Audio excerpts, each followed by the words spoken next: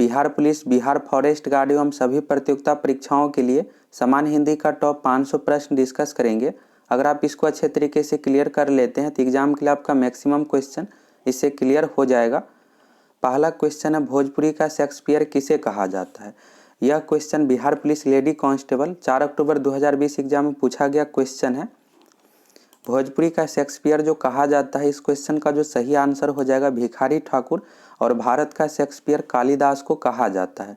यहाँ पर ऑप्शन देख लीजिए, यहाँ से भी एग्जाम में क्वेश्चन पूछा जाता है। भोजपुरी का प्रथम महाकवि जो माना जाता है महेंद्र मिश्र को, और महेंद्र मिश्र को भिखारी ठाकुर अपना गुरु मानते थे। भोजपुरी का प्रथम महाकाव्य है अपूर्व रामायण, यह भी एग्जाम में पूछा जा सकता है, और यह जो रचित है महेंद्र मिश्र द्वारा। इसके बाद ऑप्शन में है नामवर सिंह, तो नामवर सिंह हिंदी के प्रसिद्ध आलोचक एवं लेखक थे। नामवर सिंह से रिलेटेड यह क्वेश्चन पूछा जाएगा कि क्या है, तो आलोचक है, यह आपको याद रखना है। इसके बाद दीनानाथ मंगेशकर से रिलेटेड भी 12 जनवरी 2020 बिहार पुलिस कांस्टेबल एग्जाम में पूछा गया था। क्वेश्चन इस तरह से पूछा गया था, लता मंगेशकर के पिता का नाम है, तो लता मंगेशकर के पिता का जो नाम है दीनानाथ मंगेशकर। इस क्वेश्चन का जो सही आंसर होगा भिखारी ठाकुर। अभी जितने भी पॉइंट बताए हैं सभी याद रख लीजिएगा, एग्जाम के लिए इम्पोर्टेंट है। अब अगला क्वेश्चन है, निम्नलिखित में से कौन सी पुस्तक प्रेमचंद्र द्वारा लिखित नहीं है। इसमें से प्रेमचंद्र द्वारा जो लिखित है कायाकल्प है, रंगभूमि है, इसके बाद गोदान भी है। लेकिन सी ऑप्शन में जो दिया हुआ है ध्रुव स्वामिनी, यह जो रचित है जयशंकर प्रसाद द्वारा। तो याद रख लीजिएगा, ध्रुव स्वामिनी जो रचित है जयशंकर प्रसाद द्वारा, बाकी तीनों पुस्तक प्रेमचंद द्वारा रचित है। अगला क्वेश्चन है, मामा शब्द का विशेषण है। मामा शब्द का जो विशेषण होगा, इस क्वेश्चन का जो सही आंसर हो जाएगा ममेरा। फूफा शब्द का विशेषण होता है फूफेरा। चाचा शब्द का विशेषण होता है चचेरा। इस तरह से इसका विशेषण होता है। और बिहार पुलिस 2020 कांस्टेबल एग्जाम में यहाँ से क्वेश्चन पूछा गया था, चाचा शब्द का विशेषण पूछा गया था। तो चाचा का चचेरा होता है, मामा का ममेरा होता है, फूफा का फूफेरा होता है। तो याद रख लीजिएगा। अगला क्वेश्चन है, किताब किस भाषा का शब्द है। किताब जो शब्द है अरबी भाषा का शब्द है, बी ऑप्शन इसका सही हो जाएगा। हिंदी शब्द जो है फारसी भाषा का शब्द है। अगला क्वेश्चन यही है, हिंदी शब्द किस भाषा का है। हिंदी शब्द जो है हिंदी भाषा का नहीं है, फारसी भाषा का शब्द है। ये ऑप्शन इसका सही हो जाएगा, फारसी। अगला क्वेश्चन है, मुहावरा किस भाषा का शब्द है। तो मुहावरा जो है अरबी भाषा का शब्द है। इस तरह का बेसिक क्वेश्चन भी एग्जाम में पूछ दिया जाता है, नहीं तो तत्सम तद्भव से रिलेटेड पूछा जाएगा क्वेश्चन, तो उसमें भी पूछा जा सकता है। अगला क्वेश्चन है, श्याम धीरे धीरे चलता है। धीरे धीरे शब्द है। 12 जनवरी 2020 कांस्टेबल एग्जाम में इस तरह से क्वेश्चन पूछा गया था कि धीरे धीरे इनमें से कौन सा शब्द है। तो धीरे धीरे जो उदाहरण है क्रिया विशेषण का उदाहरण है, और वाक्य में प्रयोग करके भी पूछा जा सकता है कि श्याम धीरे धीरे चलता है, इसमें धीरे धीरे शब्द है, तो क्रिया विशेषण का उदाहरण है धीरे धीरे, यह आपको याद रख लेना है। अगला क्वेश्चन है, पृथ्वीराज रासो किस काल की रचना है।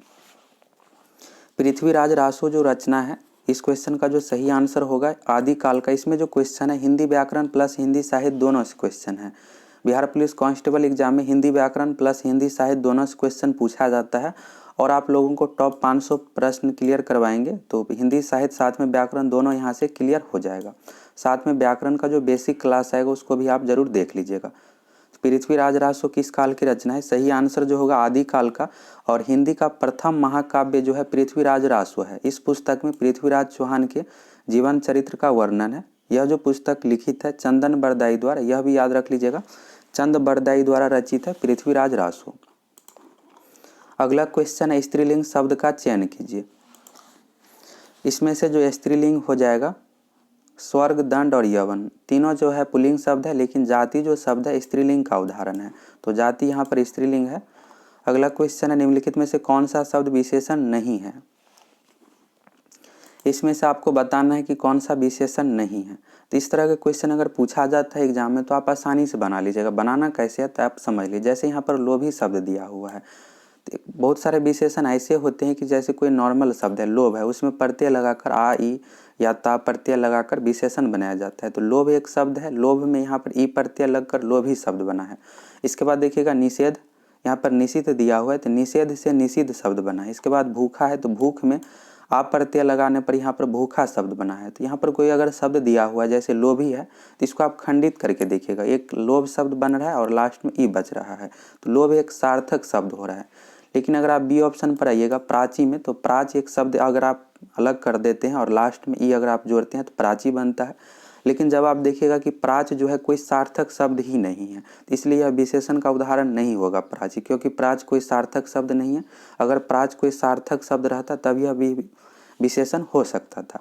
निषेध जो यहाँ पर निषेध जो दिया हुआ, यह निषेध से बना है। भूखा जो है भूख से बना है। लोभ ही जो शब्द है लोभ से बना है। लेकिन प्राच जो है कोई सार्थक शब्द नहीं, इस कारण से यह विशेषण का उदाहरण नहीं है। तो इस तरह से आप बना लीजिएगा आसानी से खंडित करके। अगला क्वेश्चन है, देशभक्ति किस तत्पुरुष का समास का उदाहरण है। देशभक्ति जो है तत्पुरुष समास का उदाहरण, लेकिन क्वेश्चन अगर टफ लेवल का पूछा जाता है तो तत्पुरुष का भेद पूछ दिया जाता है। तत्पुरुष का जो भेद है कारक चिन्ह के अनुसार, इसको आपको खंडित करके देखना पड़ेगा। देशभक्ति का अर्थ क्या है, तो देशभक्ति का जो अर्थ होता है देश के लिए भक्ति, और आपको कारक चिन्ह में देखना है कि के लिए किसमें चिन्ह है, तो के लिए को और को के लिए और को लिए और या फिर के लिए जो यह चिन्ह जो है संप्रदान तत्पुरुष में। तो सही आंसर जो होगा इस क्वेश्चन का संप्रदान तत्पुरुष। देशभक्ति यानी देश के लिए भक्ति। हथकड़ी भी पूछ दिया जाता है, तो हथकड़ी यानी हाथ के लिए करी, यह संप्रदान तत्पुरुष का उदाहरण है। कारक चिन्ह के अनुसार इसका आंसर होगा।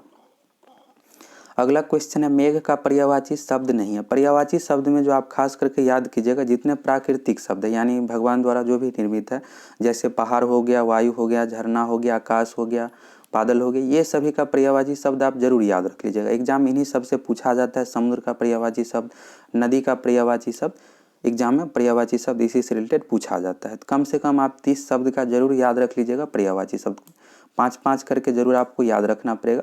आप बोर्ड एग्जाम नहीं देने जा रहे हैं कि मात्र आपको 2 याद रखना है, इसमें आपको 5 से 6 बुक में दिया हुआ रहता है, सभी आपको याद रख लेना है। इसमें पूछा जा रहा है कि मेघ का पर्यायवाची शब्द नहीं है, तो इसमें पेयोद जो होता है मेघ का पर्यायवाची शब्द है, वारिद भी है। अंबर जो है आकाश का पर्यायवाची होता है, अम्बुद भी है। मेघ का जो पर्यायवाची शब्द है वारिद है, पेयोद है, नीरद है, अम्बुद है। नीरद भी याद रख लीजिएगा, मेघ का पर्यायवाची शब्द है। बादल भी हो जाएगा मेघ का पर्यायवाची शब्द, लेकिन अंबर जो दिया हुआ यह आकाश का पर्यायवाची शब्द है। अगला क्वेश्चन है, भागीरथ प्रयास मुहावरे के लिए उचित वाक्य का चयन कीजिए। यह question Bihar police constable exam में पूछा गया है 12 जनवरी 2020 को। अगर आप लुसेंट समान हिंदी का बुक देखिएगा तो उसमें जो दिया हुआ है भागीरथ प्रयत्न दिया हुआ, प्रयत्न की जगह पर यहाँ पर प्रयास दे दिया गया है, बाकी क्वेश्चन सेम ही है।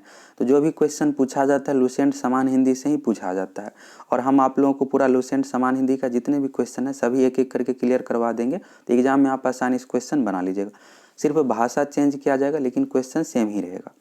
तो भागीरथ प्रयत्न या फिर भागीरथ प्रयास का जो अर्थ होता है असाधारण प्रयास, यानी कोई मामूली इसमें प्रयास नहीं किया गया है, तो असाधारण प्रयास हो जाएगा इस क्वेश्चन का सही आंसर।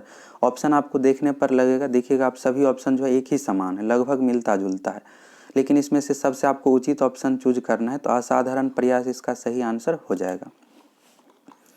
अगला क्वेश्चन है, निम्न में से कौन सा घोष वर्ण है। घोष के जगह पर सघोष भी लिखा हुआ रहता है, दोनों एक ही है। एक होता है घोष, दूसरा होता है अघोष। घोष और सघोष दोनों एक ही है। अब इसको कैसे आपको पहचानना है, तो इसको जो पहचानना है आप ऐसे याद रखिएगा। कोई भी वर्ण है, यहाँ पर घोष और अघोष जो होता है सिर्फ व्यंजन में होता है, तो व्यंजन में जो भी वर्ग है जैसे कवर्ग हो गया, चवर्ग हो गया, टवर्ग हो गया, तो पहला और दूसरा जो वर्ण होता है इसमें से जो पहला और दूसरा वर्ण हो जाएगा अघोष का उदाहरण होता है। तीसरा, चौथा, पांचवा, जैसे क ख ग घ वहाँ में 5 वर्ण है टोटल, तो पहला दूसरा अघोष का उदाहरण है। तीसरा, चौथा, पांचवा जो होता है घोष का उदाहरण है। जैसे यहाँ पर घोष लिखा है तो यहाँ पर लिख देते हैं तीसरा, चौथा, पांचवा वर्ण।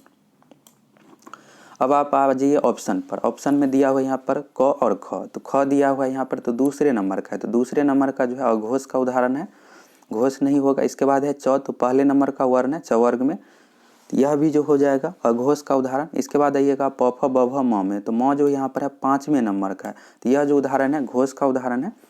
तो सही आंसर जो हो जाएगा इस क्वेश्चन का म हो जाएगा। ट ठ ड ढ में ठ जो है दूसरे नंबर पर है, तो अघोष का उदाहरण है।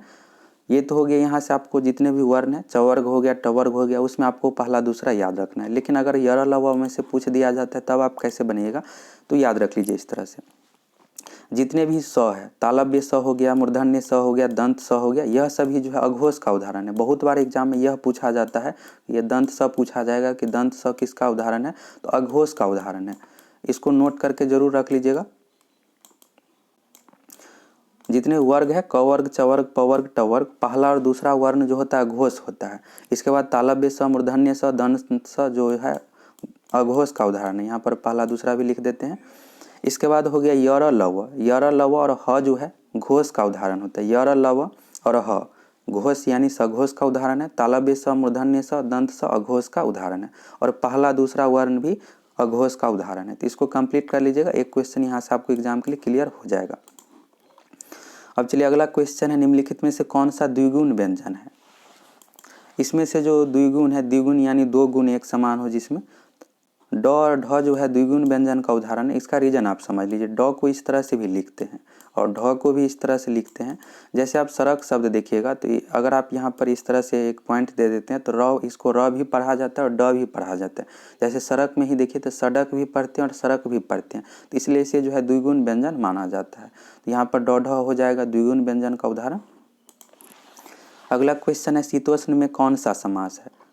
तो शीतोष्ण यानी शीत और उष्ण, इसमें जो है शीत और उष्ण दोनों मिला हुआ है। तो अगर इस तरह का कोई दो शब्द मिला हुआ रहेगा तो द्वंद्व समास का उदाहरण हो जाता है। तो फर्स्ट ऑप्शन इसका सही हो जाएगा द्वंद्व। अगर कोई शब्द के बीच में योजक चिन्ह हाइफन इस तरह का प्रयोग हुआ रहता है तो द्वंद्व का ही उदाहरण होता है। अगला क्वेश्चन है, निम्नलिखित में से कौन सी शुद्ध वर्तनी नहीं है। तो इसमें से जो शुद्ध वर्तनी नहीं है, फर्स्ट ऑप्शन में शत्रुघ्न दिया हुआ तो सही है, विभीषिका का भी सही है, आमिष का भी सही है, लेकिन सी ऑप्शन में जो परिणीति दिया हुआ है यहाँ पर नौ हर्षिकार होना चाहिए था। पर हर्षिकार, नौ हर्षिकार, त हर्षिकार, इस तरह से होता तो परिणीति सही रहता। परिणति में यह नौ का प्रयोग किया जाता है, ये भी आपको याद रखना है। तो परिणीति इसका सही आंसर हो जाएगा। खास करके यहाँ पर आप विभीषिका का स्पेलिंग देख लीजिए। विभीषिका में जो होता है वह हर्षिकार, भद्रिकार, मूर्धन्य स हर्षिकार काकर, इस तरह से इसको लिखा जाता है। तो एग्जाम में शुद्ध और अशुद्ध से रिलेटेड भी पूछा जाता है क्वेश्चन। अगला क्वेश्चन है, किस छंद में 26 मात्राएं होती है और 14-12 पर यति होती है। छंद, अलंकार और रस से रिलेटेड क्वेश्चन जो पूछा जाएगा, तो प्रीवियस ईयर में जो भी क्वेश्चन पूछा गया विभिन्न प्रतियोगिता परीक्षाओं में हूबहू वही क्वेश्चन को रिपीट कर दिया जाता है। तो छंद अलंकार को भी देख लीजिए, एग्जाम में कोई ठीक नहीं है, कहीं से भी क्वेश्चन पूछा जा सकता है। तो किसी छंद में 26 मात्राएं होती है और 14-12 पर यति होती है, उसे जो कहा जाता है गीतिका कहा जाता है। इसको याद ही रख लीजिएगा। अगला क्वेश्चन है, सतसई में कौन सा समास है। तो सतसई में जो समास है, इसमें जो प्रयोग है संख्यावाचक का, तो द्विगु हो जाएगा। कैसे होगा, तो सत मीन्स होता है 7 और सई मीन्स होता है 100। तो 700 अगर किसी भी दोहा 700 दोहा का एक साथ संकलन किया जाता है तो उस पुस्तक को जो कहा जाता है सतसई कहा जाता है। तो यहाँ पर संख्या का प्रयोग हो रहा है, इस कारण से द्विगु समास हो जाएगा। तो सतसई का अर्थ भी याद रख लीजिएगा। सत मीन्स 7, सई मीन्स 100, 700।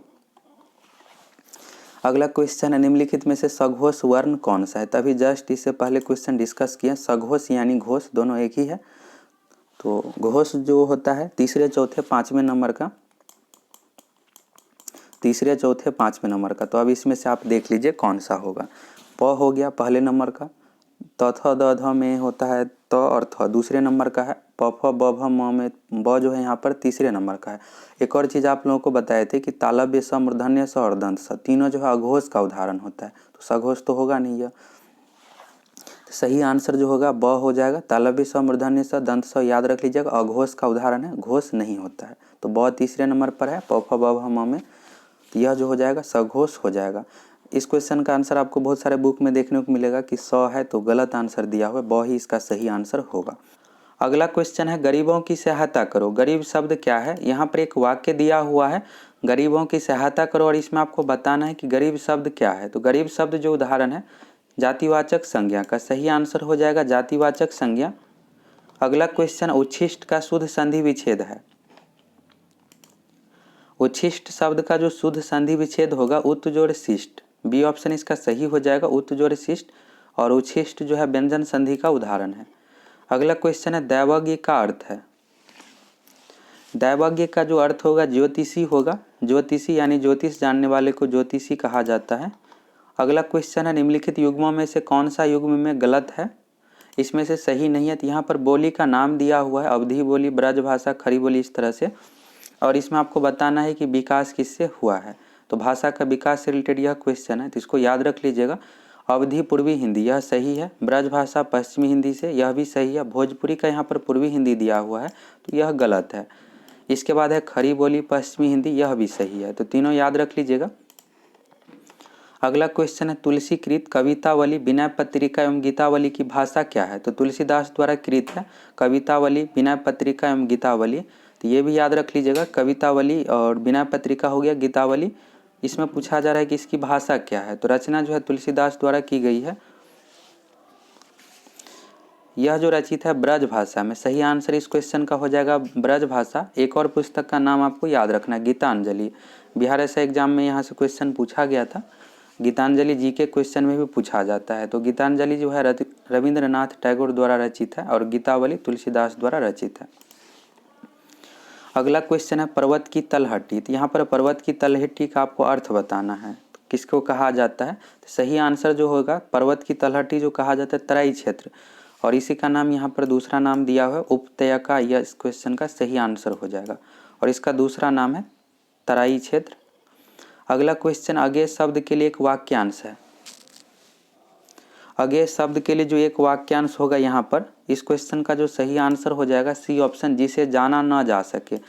इस क्वेश्चन का सही आंसर हो जाएगा। अगला क्वेश्चन है निम्नलिखित में से कौन सा स्त्रीलिंग शब्द है? इसमें से आपको बताना है कि स्त्रीलिंग शब्द कौन सा है। तो सही आंसर जो होगा सभा होगा। सभा इसमें से स्त्रीलिंग शब्द है और सभा जो है समूहवाचक संज्ञा का उदाहरण है। अगला क्वेश्चन है सामान्यतः अवयव के कितने भेद होते हैं? यहाँ से याद रख लीजिएगा, संज्ञा के 5 भेद है, सर्वनाम के 6 भेद हो जाएगा और विशेषण का 4 भेद है, अवयव का भी 4 भेद है। तो एग्जाम में जो है सर्वनाम एवं विशेषण का भेद कई बार पूछ दिया जाता है। तो सर्वनाम के टोटल भेद है 6 और विशेषण का है 4। इसमें अवयव का पूछा जा रहा है तो अवयव का जो भेद हो जाएगा 4 हो जाएगा। अगला क्वेश्चन है मुझसे बैठा नहीं जाता में कौन सा वाच्य है? वाच्य यानी वॉइस आपको बताना है। इसमें मुझसे बैठा नहीं जाता, इसमें जो वाच्य है भववाच्य है। बी ऑप्शन इसका सही हो जाएगा। हिंदी में वॉइस की जो संख्या 3 है, सही आंसर जो हो जाएगा भववाच्य का उदाहरण है। मुझसे बैठा नहीं जाता, मुझसे चला नहीं जाता, इस तरह का जो वाक्य होता है भववाच्य का उदाहरण होता है। अगला क्वेश्चन है निम्नलिखित में से कौन सा अग्नि का पर्याय नहीं है? यानी अग्नि का पर्यायवाची नहीं है। अग्नि मीन्स यहाँ पर हो गया आग, तो आग का पर्यायवाची आपको बताना है। तो आग का जो पर्यायवाची होता है अनल हो गया, धूमकेतु हो गया, कृषाणु, यह सभी है आग का पर्यायवाची। लेकिन डी ऑप्शन में जो दिया हुआ अनिल, अनिल जो है वायु यानी हवा का पर्यायवाची है, यह हो जाएगा पर्यायवाची नहीं है। अगला क्वेश्चन आता आकाश पताल के बीच वाला चिन्ह है। तो यहाँ पर आकाश पताल के बीच में यहाँ पर जो ये हाइफन प्रयोग हुआ है, तो यहाँ पर चिन्ह से रिलेटेड पूछा जा रहा है। तो योजक चिन्ह का उदाहरण है, इंग्लिश में इसको हाइफन कहते हैं, योजक चिन्ह का उदाहरण है। अगला क्वेश्चन है दिए गए विकल्पों में से तद्भव शब्द का चयन कीजिए। एक होता है तत्सम। तत्सम जो होता है संस्कृत का शब्द, अब उसी को अर्थ में लिखते हैं हिंदी में तो उसको तद्भव कहा जाता है। जैसे अग्नि हो गया, तो अग्नि जो है संस्कृत का शब्द है और यहाँ पर अग्नि के जगह पर आग लिखिएगा इस तरह से। आग हिंदी में आग कहते हैं, इसको आग का प्रयोग करते हैं हिंदी भाषा में। तो आग हो गया तद्भव का उदाहरण। तो इसी तरह से आपको बताना है इसमें से कौन सा तद्भव शब्द है। तो बैंक इंग्लिश का शब्द है तो तद्भव नहीं होगा। अमीर जो है अरबी भाषा का शब्द है तो विदेशज शब्द हो जाएगा। इसके बाद है अग्नि, तो अग्नि जो है यहाँ पर तत्सम है, तद्भव नहीं है। लेकिन मुँह जो है यहाँ पर तद्भव का उदाहरण है। संस्कृत में जो होता है मुँह के लिए मुख का प्रयोग करते हैं। मुख हो गया संस्कृत भाषा का शब्द और इसी का हिंदी में अर्थ जो है मुँह है, तो यहाँ पर तद्भव का उदाहरण मुँह हो गया। अग्नि जो है तत्सम का उदाहरण है।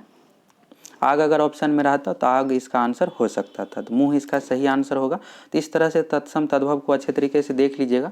तत्सम यानी संस्कृत का शब्द रहना चाहिए, जैसे अग्नि हो गया, इसी तरह से आग का अग्नि यहाँ पर संस्कृत नाम है, मुँह का मुख हो गया। अगर संस्कृत का कोई शब्द रहेगा तो तत्सम होगा, अगर उसी का सेम अर्थ दिया हुआ रहेगा हिंदी में तद्भव का उदाहरण हो जाएगा।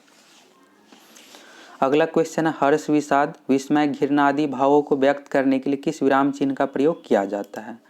विस्मयादि बोधक चिन्ह का प्रयोग करते हैं। विस्मयादि बोधक चिन्ह का जो संकेत होता है इस तरह से, और योजक चिन्ह का इस तरह से होता है, प्रश्नवाचक चिन्ह का इस तरह से होता है। अगला क्वेश्चन है दिग्भ्रम उदाहरण है।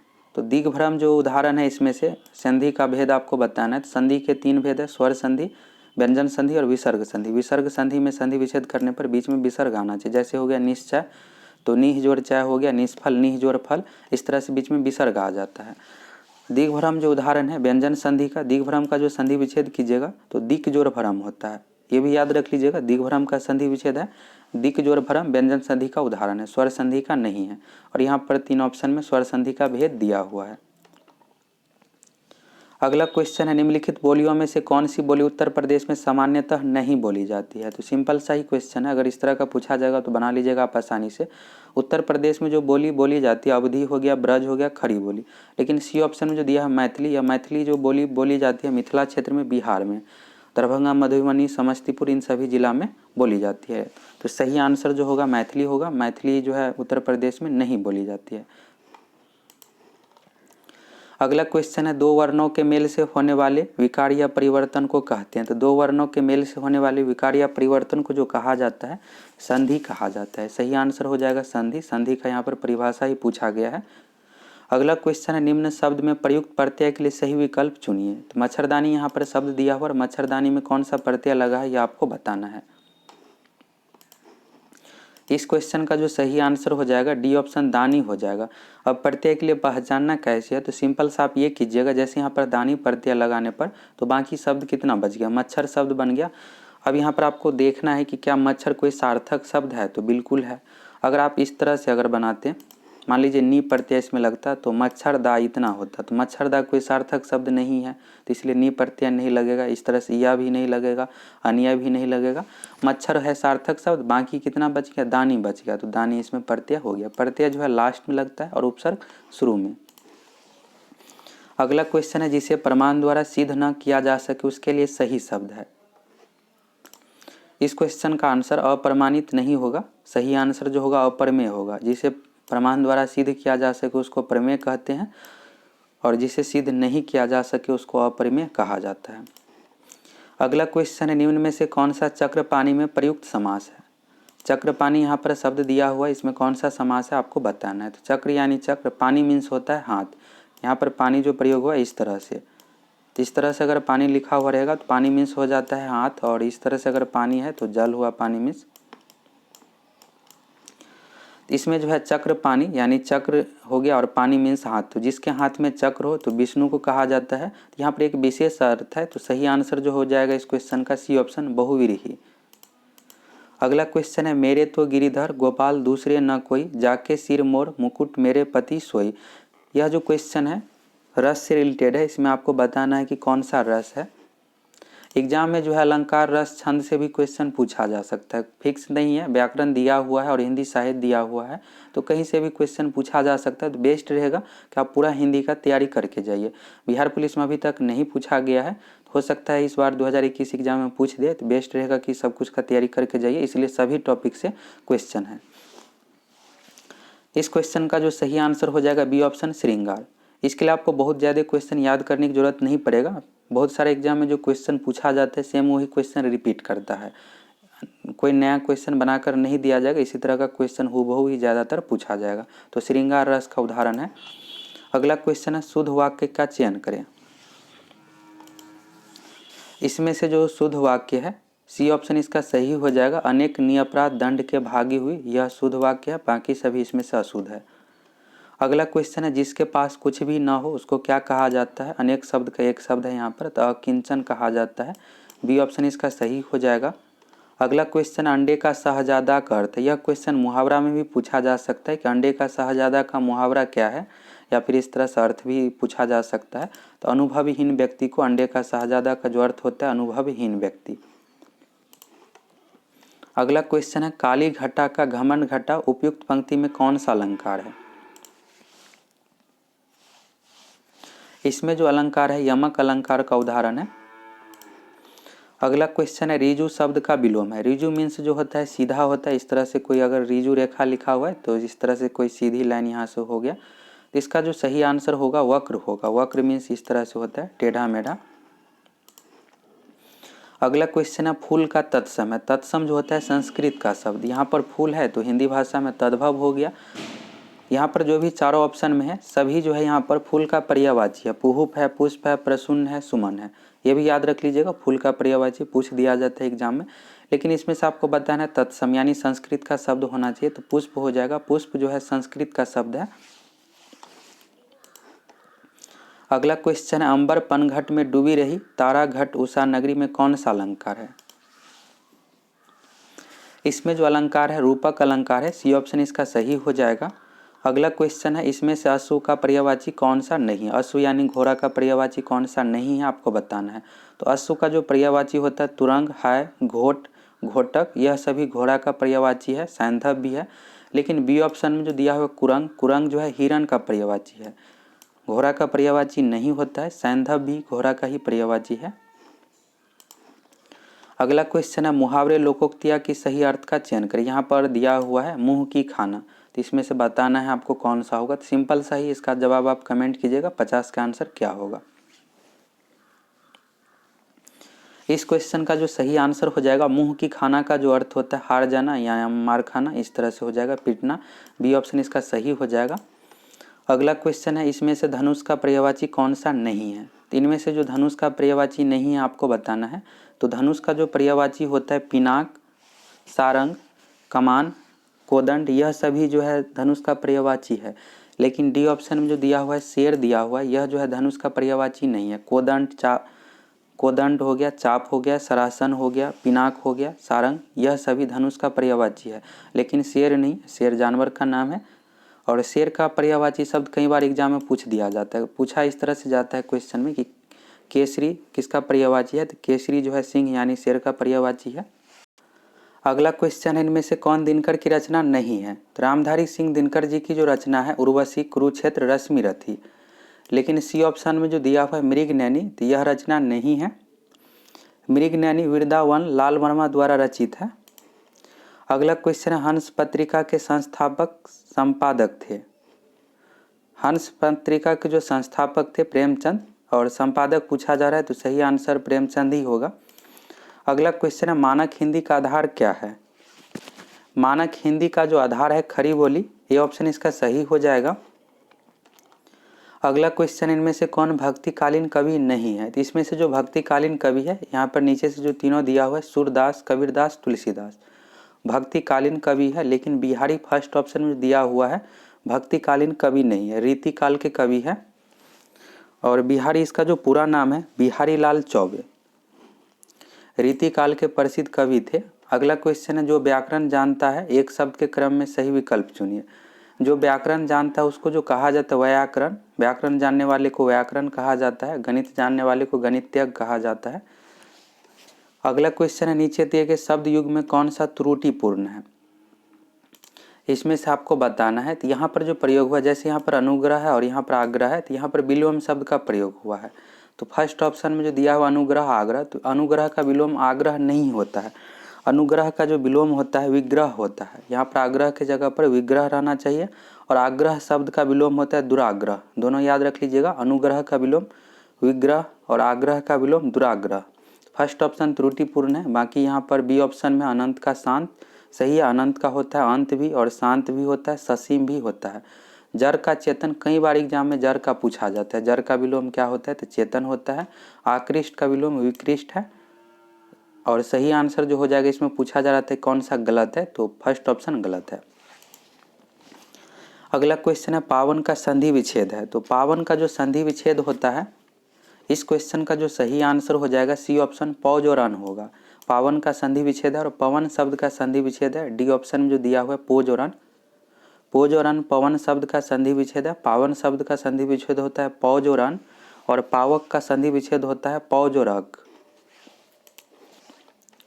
अगला क्वेश्चन है, शांत रस का स्थायी भाव है। शांत रस का स्थायी भाव जो है निर्वेद है। फर्स्ट ऑप्शन इसका सही हो जाएगा। अगला क्वेश्चन है, कर्म का तद्भव शब्द बताए। तत्सम जो होता है संस्कृत का शब्द होता है, और यहाँ पर कर्म जो है संस्कृत का शब्द है, उसका तद्भव यानी बताना हिंदी में। तो कर्म का जो हो जाएगा काम, क्रिया, यह सभी हो जाएगा। फर्स्ट ऑप्शन इसका सही हो जाएगा काम, कार्य नहीं होगा। अगला क्वेश्चन है, व का उच्चारण स्थान है। तो व का जो उच्चारण स्थान होता है दंत ओष्ठ, यानी दंत और ओष्ठ से मिलाकर व का उच्चारण स्थान है। तो सी ऑप्शन इसका सही हो जाएगा। अगला क्वेश्चन है, त्रिवेणी शब्द में कौन सा समास है? तो त्रिवेणी शब्द में जो है द्विगु समास होगा। यहाँ पर संख्यावाचक है त्रिवेणी। तीन नदियों के मिलन स्थान को त्रिवेणी कहा जाता है। जहाँ पर तीन नदियाँ मिलती है उसको त्रिवेणी कहते हैं। तो द्विगु हो जाएगा। सी ऑप्शन इसका सही हो जाएगा, द्विगु समास। अगला क्वेश्चन है कहावत शब्द में प्रयुक्त प्रत्यय है, तो कहावत में जो प्रत्यय वह है आवत प्रत्यय है, डी ऑप्शन इसका सही हो जाएगा। अगला क्वेश्चन है धराक में प्रत्यय है, तो धराक में जो प्रत्यय है आक प्रत्यय है, यहाँ पर धर एक अलग शब्द हो गया और आक मिलकर धराक बना, तो आक प्रत्यय है, बी ऑप्शन इसका सही हो जाएगा आक प्रत्यय। अगला क्वेश्चन है तुलसीदास किसकी कविता है, तो तुलसीदास जो कविता है यहाँ पर रचित है सूर्यकांत त्रिपाठी निराला द्वारा, डी ऑप्शन इसका सही हो जाएगा। अगला क्वेश्चन है कौन सा शब्द भिन्न अर्थ और प्रकृति का है, तो यहाँ पर 4 ऑप्शन है, इसमें से आपको बताना है कौन सा इसमें से अलग प्रकृति का है, यानी 3 एक समान है, चौथा अलग है।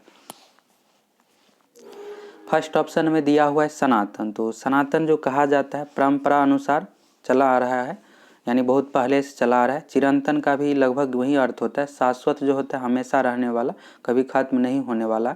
लेकिन डी ऑप्शन में जो है अधुनातन, यह अलग है। अधुनातन का जो अर्थ होता है हाल ही का, यानी अभी वर्तमान का, इसका सही आंसर हो जाएगा शाश्वत। कई बार पूछ दिया जाता है एग्जाम में, तो सदा रहने वाले को शाश्वत कहा जाता है। अगला क्वेश्चन आविर्चिन्ह शब्द का विलोम है, तो आविर्चिन्ह मीन्स जो होता है नवीन यानी आधुनिक, और इसका विलोम आपको बताना है, तो प्राचीन हो जाएगा, बी ऑप्शन सही हो जाएगा। अधुनातन जो है आधुनिक यानी अभी हाल ही का, वर्तमान का। इसके बाद है अद्यतन, अद्यतन का भी यही अर्थ होता है, सनातन यानी परंपरा अनुसार चला आ रहा है, तो सनातन नहीं होगा, प्राचीन इसका सही आंसर हो जाएगा। अगला क्वेश्चन है मेरी भव बाधा हरो राधा नगरी सोई उपयुक्त दोहे में कौन सा अलंकार है, तो इसमें से कौन सा अलंकार है यह आपको बताना है। इसमें जो अलंकार है सही आंसर जो हो जाएगा इस क्वेश्चन का श्लेष अलंकार है। अगला क्वेश्चन है गौशाला में कौन सा समास है, तो गौशाला में जो है तत्पुरुष समास है, बी ऑप्शन इसका सही हो जाएगा, तत्पुरुष समास का उदाहरण है। अगला क्वेश्चन वेदाही वनवास किसकी रचना है, वेदाही वनवास जो रचना है अयोध्या सिंह उपाध्याय हरिओद, बी ऑप्शन इसका सही हो जाएगा, अयोध्या सिंह उपाध्याय हरिओद। अगला क्वेश्चन है निम्न में से पुल्लिंग शब्द का चयन कीजिए, इसमें से जो पुल्लिंग हो जाएगा पहिया शब्द, बी ऑप्शन इसका सही हो जाएगा। अगला क्वेश्चन है निम्न में से संयुक्त व्यंजन कौन सा नहीं है, तो संयुक्त व्यंजन की जो टोटल संख्या है 4 है, जिसमें से है अक्ष त्र ज्ञ स्र, बी ऑप्शन में यह जो दिया हुआ है संयुक्त व्यंजन का उदाहरण नहीं है, यह जो है अंतःस्थ व्यंजन का उदाहरण है। अंतःस्थ व्यंजन की संख्या टोटल 4 है, य हो गया, र हो गया, ल हो गया, इसके बाद व। यहाँ पर अंतःस्थ व्यंजन का जो उदाहरण है य र ल व है, और इसकी टोटल संख्या 4 है। तो एग्जाम में ऐसे पूछ दिया जाएगा क्वेश्चन कि र कौन सा व्यंजन का उदाहरण है, तो अंतःस्थ व्यंजन का उदाहरण है। और अक्ष त्र ज्ञ स्र संयुक्त व्यंजन का उदाहरण है। तालव्य स मूर्धन्य स और दंत स, यह सभी जो है उष्म व्यंजन का उदाहरण है, तो यह भी याद रख लीजिएगा। तालव्य स मूर्धन्य स और दंत स जो हो गया यहाँ पर, और ह हो गया उष्म व्यंजन का उदाहरण है। तो यहाँ से जो 3 पॉइंट है संयुक्त व्यंजन हो गया अक्ष त्र ज्ञ स्र, इसके बाद हो गया अंतःस्थ व्यंजन यर लव, और तालव्य स मूर्धन्य स दंत स ह उष्म व्यंजन का उदाहरण है। यहाँ से कई बार एग्जाम में क्वेश्चन पूछा जाता है, कुछ इस तरह से दिया जाएगा कि स कौन सा व्यंजन है, तो उष्म व्यंजन का उदाहरण है, तो याद रख लीजिएगा 4-4 करके तीनों है। इस क्वेश्चन का जो सही आंसर हो जाएगा बी ऑप्शन यह हो जाएगा।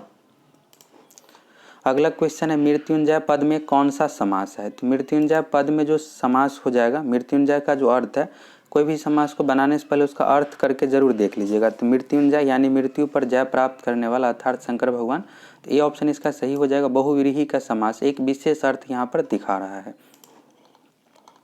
अगला क्वेश्चन है भीष्म प्रतिज्ञा का अर्थ है, तो इसी तरह का मुहावरा एग्जाम में पूछ दिया जाता है। यहाँ पर ऑप्शन देखिए आप, आपके अकॉर्डिंग क्या होना चाहिए इसको आप जरूर बनाइएगा।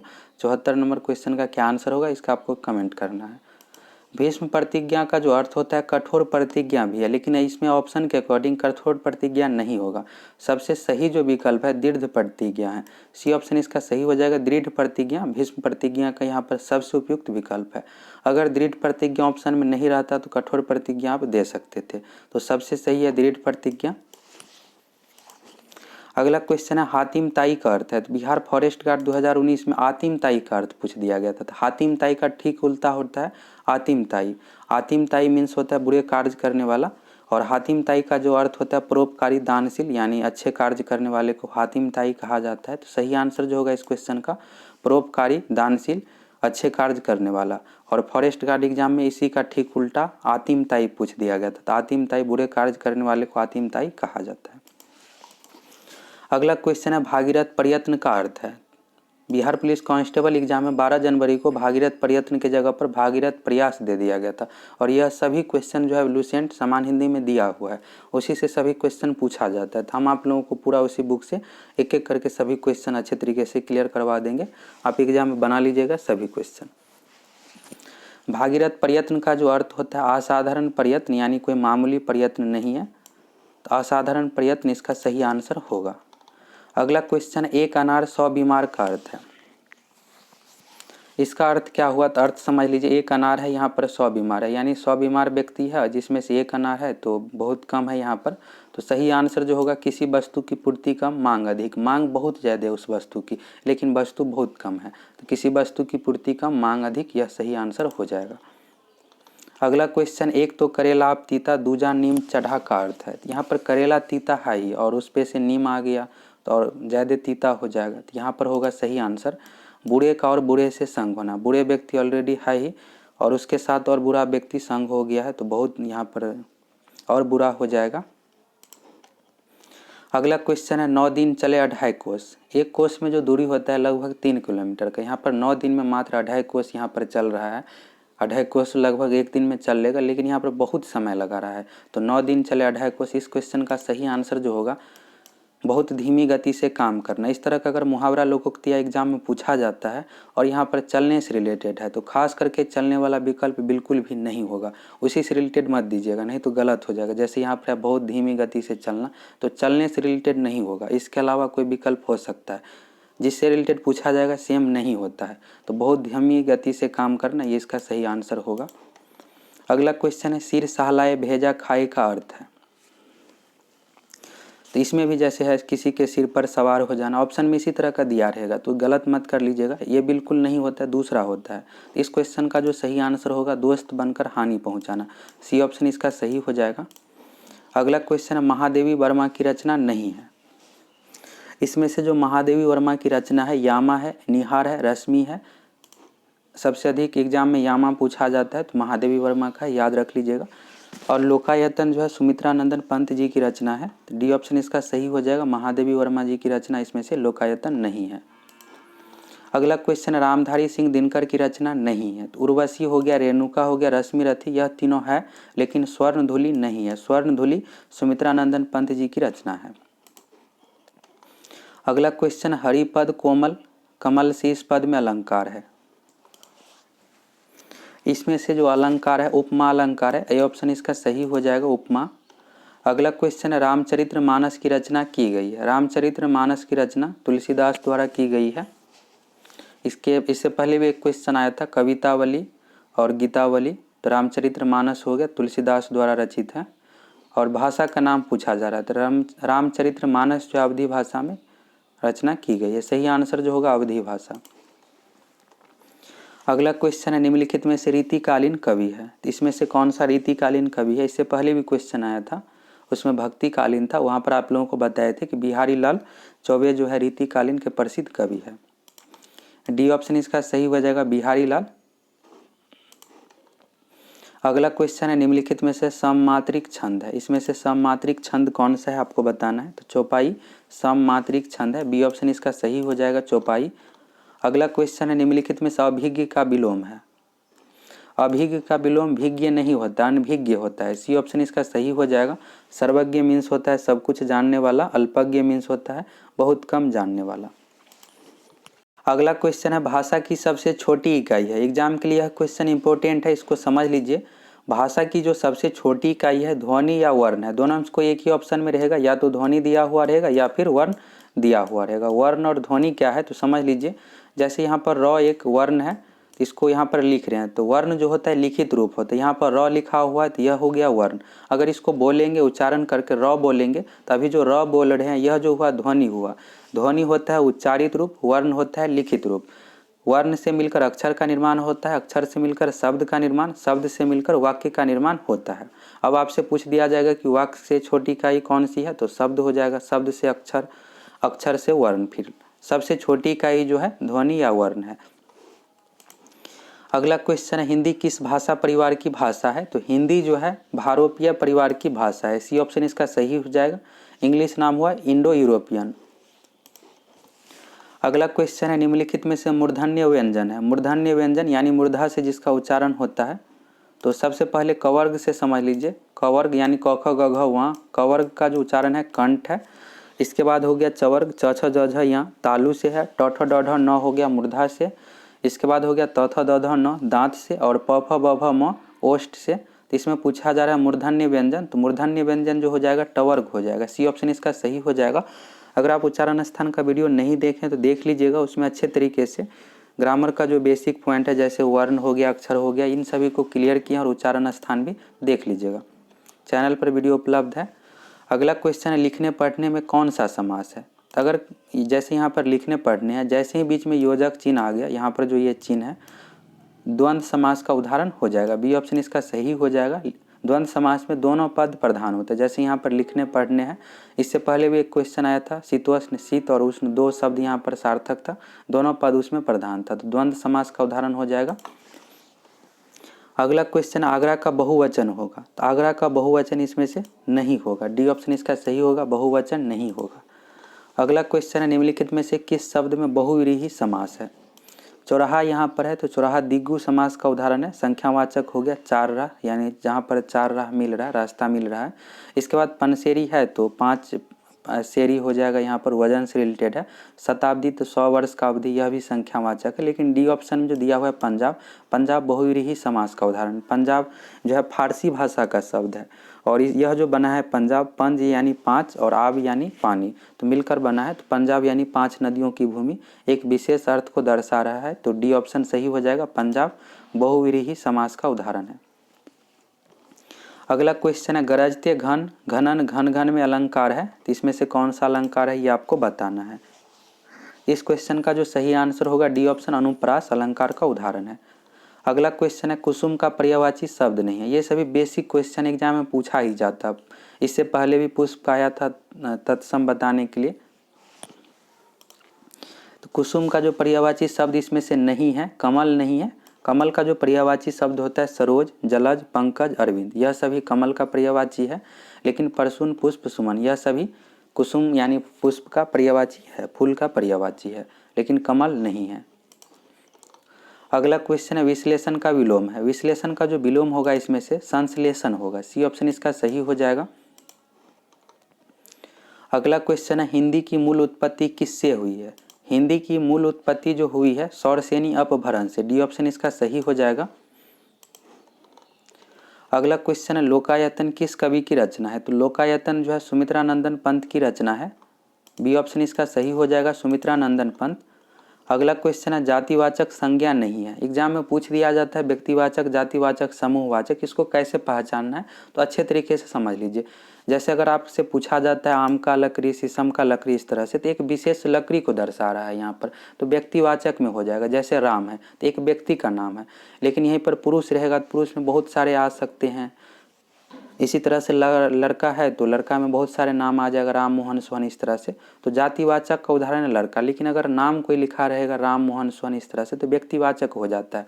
और समूहवाचक में समूह होना चाहिए, जैसे सभा हो गया, पुलिस हो गया, क्लास हो गया, ये सभी समूहवाचक का उदाहरण। द्रव्यवाचक में नाप तौल से रिलेटेड होना चाहिए, जैसे दूध हो गया, पानी हो गया।